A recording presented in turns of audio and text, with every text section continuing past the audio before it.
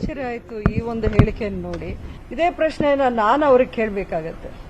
ಅಂಬರೀಷ್ ಅವರು 25 ವರ್ಷಗಳು ಕಾಂಗ್ರೆಸ್ ಅಲ್ಲಿ ಸೇವೆ ಸಲ್ಲಿಸಿ ಕಾಂಗ್ರೆಸ್ಸಿಂದನೇ ಅವರು ಗುರುತಿಸಿಕೊಂಡ್ರು. ಕಾಂಗ್ರೆಸ್ ಪರ ಅವರು ಎಷ್ಟು ತ್ಯಾಗ ಮಾಡಿದ್ದಾರೆ ಅನ್ನೋದು ಕಾಂಗ್ರೆಸ್ಸಿಗರು ಎಲ್ರಿಗೂ ಗೊತ್ತಿದೆ.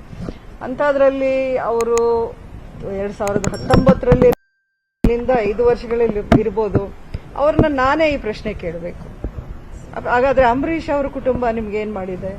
ನಾವೇನಾದ್ರೂ ತಪ್ಪು ಮಾಡಿದ್ವಾ? ನಾವೇನಾದ್ರೂ ದ್ರೋಹ ಮಾಡಿದ್ವಾ ಕಾಂಗ್ರೆಸ್ಗೂ ಅಥವಾ DK ಶಿವಕುಮಾರ್ ಅವ್ರಿಗೂ? ನಾವೇನಾದ್ರೂ ವಿಷ ಹಾಕಿದ್ವಾ? ಇಲ್ಲ ತಾನೆ. ನಮ್ಮ ಬಗ್ಗೆ ಅವ್ರಿಗೆ ಯಾಕೆ ಅಷ್ಟೊಂದು ಆಕ್ರೋಶ ಬಂತು, ಈ ಮನೆಗೆ ಅವ್ರು ಬರ್ತಾ ಇದ್ದಾರೆ ಅಂತ ನನಗೂ ಅರ್ಥ ಆಗ್ತಿಲ್ಲ. ನಾನು ಯಾರ ಹತ್ರನೂ ಸುಮಲತಾ ಸುದ್ದಿ ಹೋಗ್ಲಿಲ್ಲ.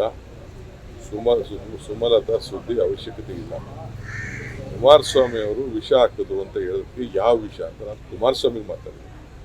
ಪಾಪ ಕುಂಬಳಕಾಯಿ ಕಳ್ಳ ಹೆಗಲು ಮುಟ್ಕೊಂಡ್ರೆ ಅವ್ರು ಯಾಕೆ ಮಾತಾಡಿದ್ರು? ಅಂಬರೀಷ್ಗೆ ಕಾಂಗ್ರೆಸ್ ಪಾರ್ಟಿ ಏನು ಮಾಡಿದೆ ಅಂತ ದೇಶಕ್ಕೆ ಗೊತ್ತಿದೆ. ಅಂಬರೀಷ್ ಕೊನೆ ಉಸಿರು ಏನು ಹೇಳಿದ್ರು ಅಂತ ಗೊತ್ತಿದೆ. ನಾವು ಯಾಕೆ ಇವೆಲ್ಲ ಮಾತಾಡಕ್ಕೆ ಹೋಗ್ತೇವೆ? ಅವ್ರಿಗೆ ಯಾಕೆ ಪಾಪ ಅವರು ತಲೆ ಕೆಡಿಸ್ಕೊಳ್ತಾ ಇರೋದು ನಂಗೆ ಅರ್ಥ ಆಗಿದೆ. ನಾವು ಸುಮಲತಾ ಇವತ್ತು ಹೋಗಲ್ಲ, ನಾಳೆನೂ ಹೋಗಲ್ಲ. ನಮ್ಗೆ ಅವಶ್ಯಕತೆನೇ ಇಲ್ಲ. ಅವ್ರವ್ರ ಪಾರ್ಟಿ ಸಿದ್ಧಾಂತ ಏನು ಬೇಕಾದ್ರೂ ಮಾಡ್ತಾರೆ.